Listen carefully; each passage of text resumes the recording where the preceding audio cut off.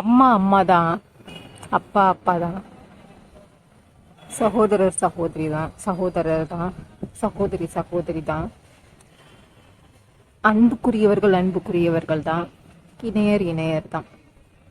ஆனால் எல்லாருக்கும் இந்த ஒரு வரப்பிரசாதம் கொடுப்பினை எல்லாருக்கும் கிட்டியிருக்கா, கிடைச்சிருக்கா அப்படின்னு கேட்டிங்கன்னா இல்லை. ஒரு மனித பிறவி தானா வாழ்றதுக்கு, தன்னை அறிந்து கொண்டு அதன் பின் வாழ்றதுக்கே தான் குடும்பத்தினரிடமே போராட வேண்டிய ஒரு இக்கட்டான சூழ்நிலை பலருக்கு நிலவுது. பலருக்கு to live as oneself, many are in a situation, are trapped, as said in the movie நூறு சாமி. ஃபர்ஸ்ட் நான் அவங்களுக்கு டீப்பாக தேங்க் பண்ணிக்கிறேன். அந்த மூவி, அந்த படத்தில் சொன்ன மாதிரி ஒரு எலி வந்து அதோட ட்ராப்புக்குள்ளே மாட்டிக்கிட்ட மாதிரி, கூட்டுக்குள்ளே மாட்டிக்கிட்ட மாதிரி ஒரு ஹியூமனோட லைஃப் வந்து எந்த அளவுக்கு ஒரு அப்படி சூழ்ந்து இருக்கிற மாதிரி இருக்கு. சாரி, 43 வயசுல அம்மா நீங்க மாறுனீங்கன்னா, நீங்க ஒரு எடுத்துக்காட்டா இருந்தீங்கன்னா அடுத்து 23 வயசுல இருக்கவங்க செய்வாங்கம்மா. அது எவ்வளோ உண்மை தெரியுமா? சீரியஸா உண்மை. இப்போ எனக்கு அடுத்து 40 ஆகும் சில பீரியட்ல. அப்போ எனக்கு உண்மையிலே தோணுது, இப்போ என் கூட எனக்கு க்ளோஸ் கனெக்டாக இருக்கிறவங்களுக்குலாம் 25 இயர்ஸ் அந்த மாதிரிலாம் இருக்கிற பெண்மணிகள்லாம் பார்க்கும்போது அவங்களுக்குலாம் அவ்வளோ புரிதல் இருக்கு. சீரியஸாக அவ்வளோ மெச்சோர்டாக நடந்துக்கிறாங்க. அப்போ நான் உண்மையிலே சொல்லுவேன், சீரியஸாப்பா எனக்கு இப்போ ஏதோ புரியுற விஷயம்னா உங்களுக்கு அவ்வளோ புரியுதுல அப்பவே அப்படின்னு சொல்லிட்டு அதை பார்க்கும்போது ரொம்ப ரொம்ப நிறைவாக இருக்கு. அந்த கிணத்துக்குள்ள உளுந்து ஒருத்தரை காப்பாத்துற அளவுக்கு போகும்போது அதுதான் தெய்வீகம். அப்படி இருக்கிறவங்க அந்த ஒரு நற்பண்பு தான் வந்து தெய்வீகம் அப்படிங்கிறத வந்து அந்த அந்த படத்துல, நூறு சாமி படத்துல காமிச்சதுக்கு ரொம்ப ரொம்ப நன்றி. ப்ளஸ் உண்மையிலே ரியல் லைஃப்ல வாழ்ந்துட்டு இருக்க அந்த டார்லிங்ஸ், அந்த செல்லக்குட்டீஸ், அந்த 2 தம்பிங்களுக்குமே வந்து my much much much much respects and love. இந்த மாதிரி இருக்கிற நிறைய பேருக்குமே அவ்வளோ லவ். நீங்க யோசிச்சு பார்த்தீங்கன்னா அந்த படத்துல அந்த பெண்மணி இரவா இருக்கட்டும் பகலா இருக்கட்டும், யசோதரா அம்மா, புத்தர் அப்பா வந்து பலரை வந்து தன்னுடைய ஞானத்தால ஈர்த்தாரு. ஆனா யாரையுமே தான் கிட்ட நெருங்க விடாம தன்னுடைய அகத்தூய்மையால, தன்னுடைய வல்லமையால, ஏன்னா அது தனிப்பட்ட நபருடைய விருப்பம்.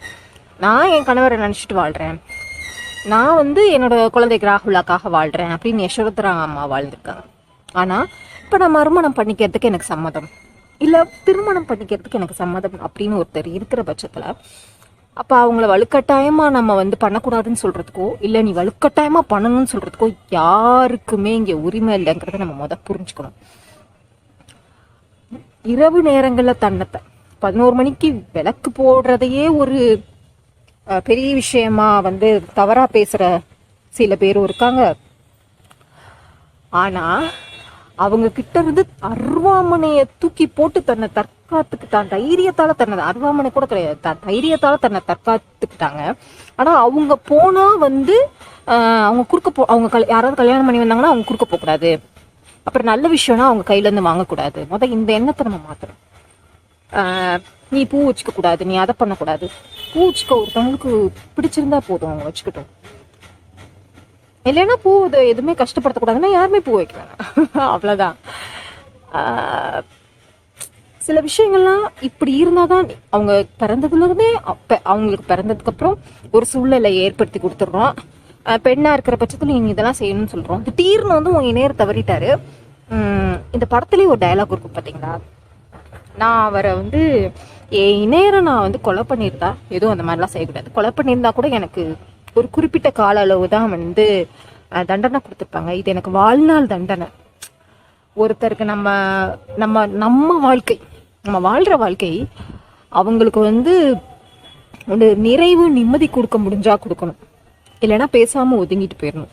இது எங்க அம்மா அடிக்கடி சொல்ற விஷயம்.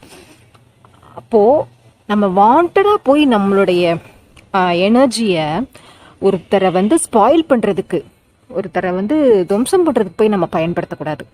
அவங்களுக்கு முடிஞ்சால் நம்ம நல்லது பண்ணிட்டு போகிறது வந்து எவ்வளோ ஒரு புனிதமான விஷயம் தெரியுமா? நம்ம தெய்வம் கடவுளை எங்கெங்கேயோ போய் தேடிட்டு இருக்கோம். உண்மையிலே சொல்கிறேன், தெய்வம் கடவுள்லாம் தனியாக போயெல்லாம் தேடாதீங்க. அது உண்மையிலே வந்து எல்லா இடத்துலையுமே நிலவராப்புல, எல்லா இடத்துலையுமே நிலவராப்புல அந்த தெய்வீக சக்தி. எப்படின்னா, ஆத்மார்த்தமான பேரன்பு இருக்கிற இடத்துல, அந்த இடத்துல வந்து அந்த ஒரு எனர்ஜி தான் அவ்வளோ தெய்வீக எனர்ஜி. இதை நம்ம உணர்ந்துட்டோம் அப்படின்னாலே வந்து நம்ம வந்து அன்பை வந்து நம்ம வந்து வன்புணர்வாக்க மாட்டோம். பேரன்பா பார்ப்போம். அதை வந்து ஒரு நிசப்தம், நிம்மதி, சந்தோஷம், நிறைவுக்கான ஒரு தலமாக அமைச்சு கொடுப்போம். அப்படிப்பட்ட ஒரு தலமாக நம்மளோட வாழ்க்கை இருக்கட்டும். ஒவ்வொருத்தருக்குள்ளேயும் 100 இல்லை, பல பல பல பல பல சாமிகள் இருக்காப்புல. அந்த ஒரு எனர்ஜியோட நிறைவாக வாழ்வோம் அனைவரும். Love to every darling involved இன் 100 சாமி மூவி. மச் லவ் பா.